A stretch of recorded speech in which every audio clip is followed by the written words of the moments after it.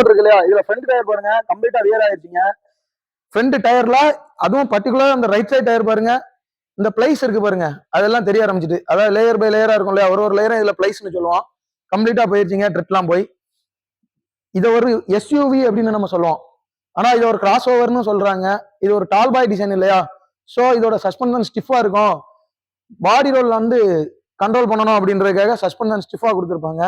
But இந்த tyre இந்த அளவுக்கு மோசமா வியர் ஆயிருக்கு அப்படின்னா அதுக்கு என்ன அர்த்தம்னா, இங்க வந்து பாருங்க இதுல என்ன ப்ராப்ளம் அப்படிங்கிறத, இந்த லோயர் ஆர்ம் புஷ் இருக்கு பாருங்க, இந்த புஷ் கரெக்டா இங்க பாருங்க, நம்ம ஷேக் பண்ணா ஷேக் ஆகுதா, அப்படி இங்க ஃப்ரண்ட்ல வந்து பாருங்க இந்த வீல் இருக்குது இல்லையா, இந்த வீலுமே எந்த அளவுக்கு ஷேக் ஆகும் அப்படின்றது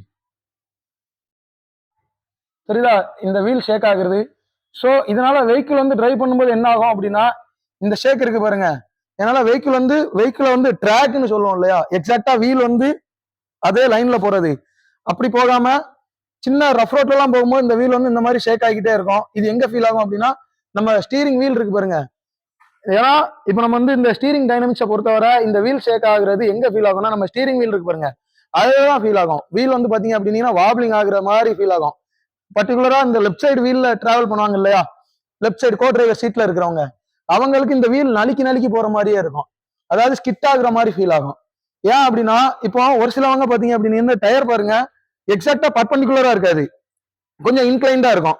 அதாச்சும் இந்த மாதிரி இந்த ஏரியா அதிகமா பிடிச்சிருக்கும், இங்க வந்து டிராக்ஷனே இருக்காது, கிரிப் இந்த இடத்துல இருக்கவே இருக்காது, அதனால இங்க வியர் ஆகல, இந்த இடத்துல வியர் ஆயிருக்கு. வீல் பாத்தீங்க அப்படின்னீங்கன்னா எக்ஸாக்டா இதுதான் பிளாட்டா இருக்குதுன்னு வைங்க, இதுதான் அந்த டயர் கீழே இப்படி இல்லாம இந்த மாதிரி பிடிச்சிட்டு இருக்கோம். இங்க கேப் இருக்கு பாத்தீங்களா ஸ்லைடா, அப்போ இந்த இடத்துல மட்டும் தான் டிராக்ஷன் இருக்கு, வண்டி இப்படி போறதுனாலன்னு இந்த இடம் மட்டும் வியர் ஆகும். இதுதாங்க காரணம். இதுக்கு என்ன ரீசன் அப்படின்றத என்னென்ன ரீப்ளேஸ் பண்ண போறோம், ஏன்னா அந்த புஷ்ஷுக்கு வந்து நம்ம புஷ் மட்டுமே ரீப்ளேஸ் பண்ணிடுறோம், புஷ்ஷும் பால் ஜாயிண்டும் என் கையில இருக்குது இல்லையா, இந்த புஷ் பால் ஜாயின் மட்டும், இந்த லோவர் ஆமை வந்து ரீப்ளேஸ் பண்ண மாட்டோம்.